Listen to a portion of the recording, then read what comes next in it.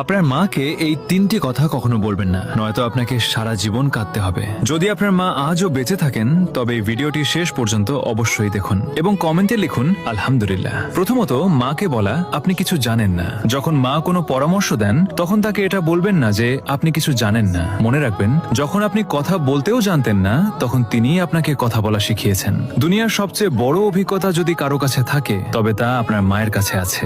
দ্বিতীয়ত, মাকে কখনো বলবেন না আপনি আমার জন্য কি করেছেন।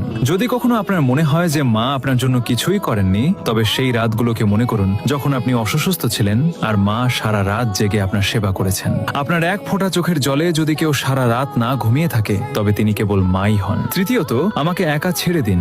রাগের মাথায় মাকে কখনো বলবেন না আমাকে একা ছেড়ে দিন, কারণ একদিন তিনি সত্যিই আপনাকে চিরদিনের জন্য একা ছেড়ে চলে যাবেন। তখন আপনি চাইবেন কেবল একবার তার সাথে কথা বলতে, কিন্তু তখন অনেক দেরি হয়ে যাবে। যদি আপনার মা বেঁচে থাকেন তবে